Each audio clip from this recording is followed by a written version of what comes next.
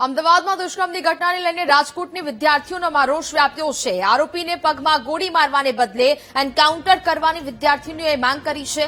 આરોપી જેલમાંથી બહાર આવે તે પહેલા સજા આપવાની માંગ કરવામાં આવી છે। આરોપી દુષ્કર્મ કર્યા પહેલા કોઈ પ્રકારનો વિચાર નથી કરતો। પોલીસે પણ કોઈ પણ પ્રકારનો વિચાર કર્યા વિના એન્કાઉન્ટર કરવાની જરૂર હોવાની વાત વિદ્યાર્થીનીઓ દ્વારા કરાઈ છે।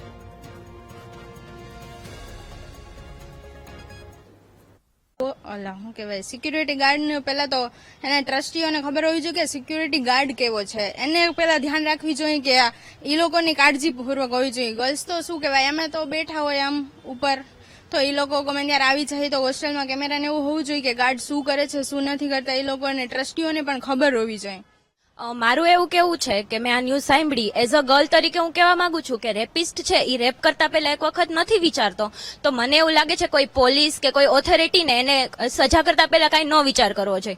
અને છે ને એ લોકોની પ્રોપર આઈડેન્ટિટી રિવીલ કરો, ક્યાં રહે છે, કોણ છે।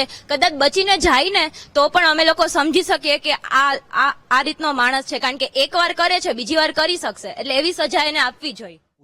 ખરેખર તેની સાથે એને પગમાં ગોળી મારવા કરતા એને છે ને મારી જ નાખવો જોઈએ, કારણ કે આવા આરોપી ગમે એ રીતના પોલીસને પૈસા ખવડાવીને પણ એ બહાર નીકળી શકે। અને કાલ સવારે અમદાવાદમાં થયું, ગમે એ જગ્યાએ એક છોકરીને થઈ શકે એટલે। અને પ્લસ કે હોસ્ટેલમાં જ્યારે કોઈ પણ છોકરી છે એ અંદર એના રૂમમાં હોય કે ગમે ત્યાં હોય, એ છોકરી અનસિક્યોર ફીલ ન કરવી જોઈએ।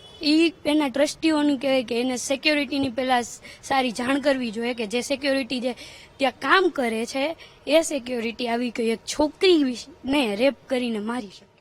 એને મારી જ નાખવું જોઈએ। આવી રીતે તો ગર્લ્સ ઉપર તો આવું પોસિબલ જ નથી ને। ગમે ત્યારે અમે તો અમારું કામ કરતા હોય તો ગમે ત્યારે આવીને આવી રીતે કરી જાય તો એક તો અમારા પેરેન્ટ્સ અમને દૂર આવી રીતે ભણવા માટે મોકલ્યા હોય, એ લોકોને આપણા હોસ્ટેલાઇટ્સ